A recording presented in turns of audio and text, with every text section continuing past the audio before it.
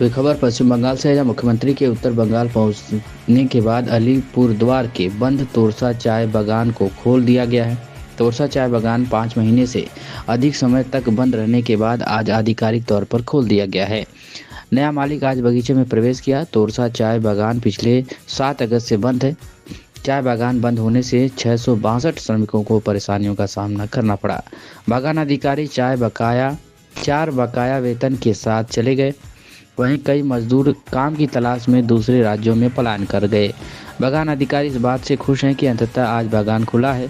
नए मालिक चिन्मय धर ने कहा कि हमारे द्विपक्षीय समझौते के जरिए बागान में आए हैं। जल्दी श्रमिकों को भी सभी बकाये का भुगतान कर दिया जाएगा, सभी समस्याओं का समाधान हो जाएगा। गौरतलब है कि मुख्यमंत्री ममता बनर्जी आज उत्तर बंगाल दौरे पर मालदा पहुंची थी। क्या बोलेगा, आज का खुशी का माहौल है। हाँ, आज से जो माझी डबरी कंपनी को जो ले रहा है, तो हम लोग के लेबर में इतना उत्साह है, खुशी है कि आने वाला दिन में हम लोग का बागान सुचारू रूप से चलेगा, पेमेंट सब सही ढंग से मिलेगा।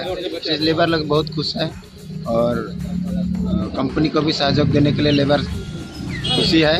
अपने दिल से काम करेगा और सही ढंग से काम करेगा, ये लेबर लोग से हम लोग का भी यही कामना है।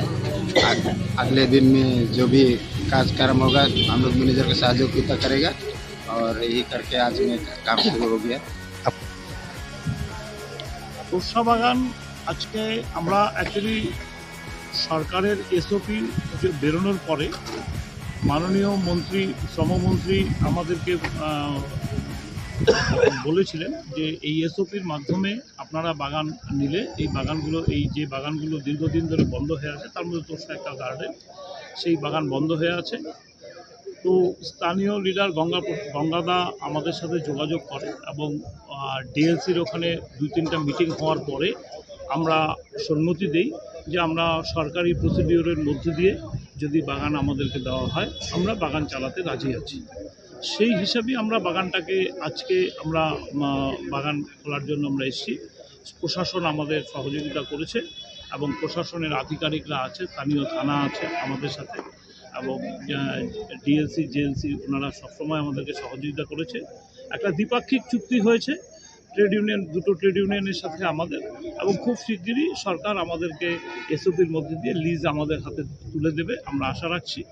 সেই আশাতে আমরা আজকে এসেছি এবং আমরা কথা দিতে পারি যে আমরা মাঝের ডাবরি একদিনে তৈরি হয়নি, সময় লেগেছিল। আমরাও দ্বিতীয় মাঝের ডাবরি আমরা করে দেব, কিন্তু ওয়ার্কার এবং স্থানীয় লিডারদের সহযোগিতায় আমরা অবশ্যই এই বাগানকে আমরা অনেক উঁচুতে নিয়ে যাব, এই আশা রাখছি। জেএলসি অফিসে আমাদের মিটিং হয়েছে, আমরাও আলোচনা করেছি। সেগুলো দেখুন, সেগুলো সময়ের সাথে সাথে সব হয়ে যাবে।